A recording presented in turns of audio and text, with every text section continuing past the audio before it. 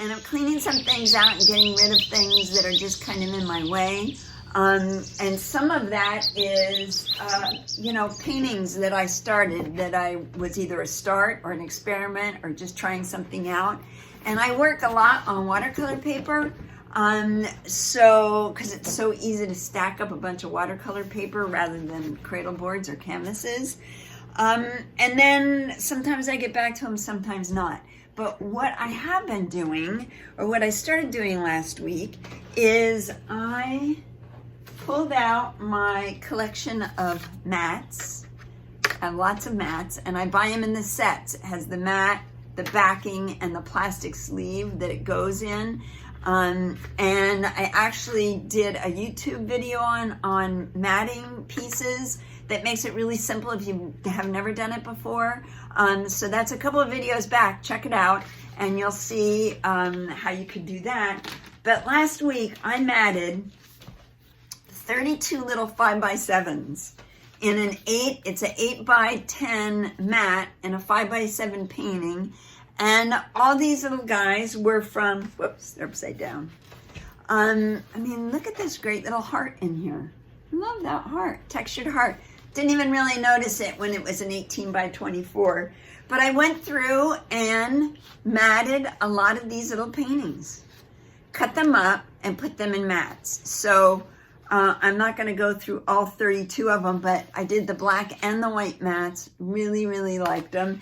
And then I also, because they were all cut from the same paintings, a lot of them I have series. I have instant series, instant sets. So I have 32 of those of the 5x7s. I have 15 of these guys, and I still have mats to go. So I'm going to show you how I take one of my pieces. I'm going to work on this one.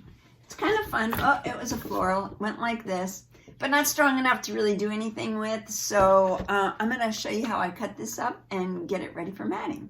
So, okay, so this is not really rocket science. It's just kind of figuring out what you like and what's salvageable on this piece and what we can do away with and what we want to keep. And some of it might mean I have to go and do some additions in some of the spots. Like, that's kind of a fun little painting in either the white or black. So I've kind of figured part of this out. I already know I'm going to, let me see, I need a 5x7 space. So I'm going to measure that out, but I think I don't want to lose this line going across there, so I'm going to raise this up a little bit so it kind of will be more like this than this. Although that does seem a little stronger, doesn't it? So you kind of just go along and figure out what's going to work. And I really do think maybe that works just like that. So I'm taking my Stabilo. I'm going to do a little mark there.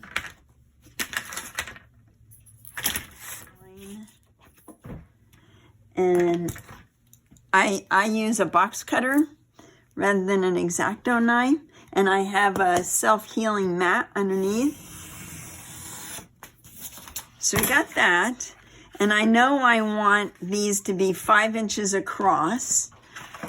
Let me get this out of the way. 5, we got 10, we got 15.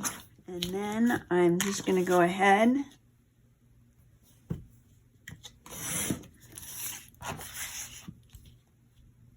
and cut those.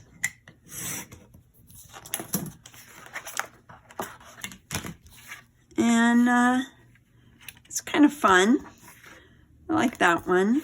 And then you just have to decide, I like it much better on a white mat. I like this little guy. I might like it better on a white mat too. Yeah.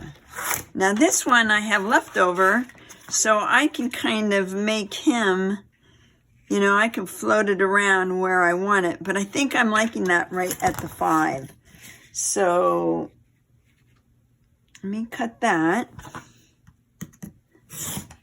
And then I have leftover, and I'll show you what I'm going to do with my scraps. So right there, I have 3 really fun little paintings that work really well on their own. Okay, so let's take those guys. And then I have, now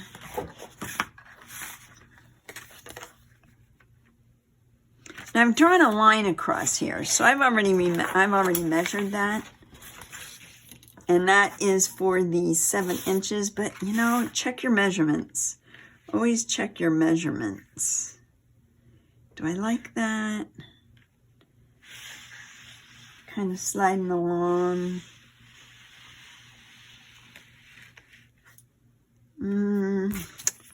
If I go, and I'm also trying to figure out what's going to get me the most out of my pieces. And that's going to be fine.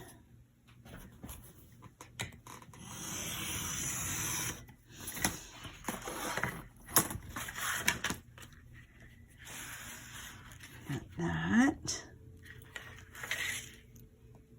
Not too interesting there.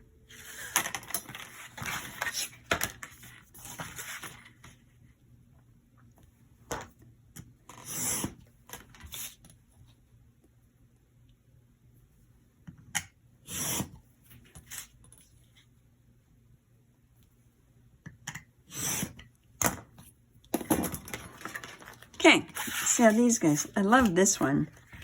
That's really sweet and simple. I like it. This one I might be able to add something to it, a little spot of red, and then it'll be part of a series. Same with this one. But I like those, and now I've got this top part left, which brings this blue into it. Don't want to lose that flower. So do I want it here or do I want it here? If I have it here, I can keep that little bit of blue. Yeah, let's just do that. So let me see. I'm going to start this right about, I think I'm just going to cut this off.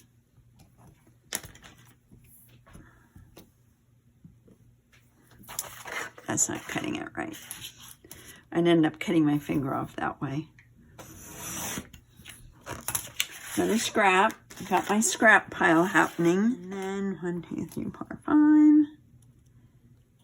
Okay, I'm going to end up with a couple little scraps here.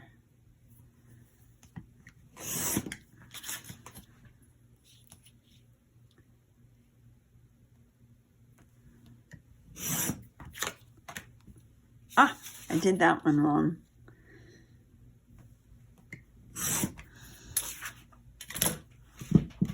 I didn't really want to lose that. But now I have this one. Kind of fun. This one. Might need something. But I like the blue that continues on. And I like that little guy.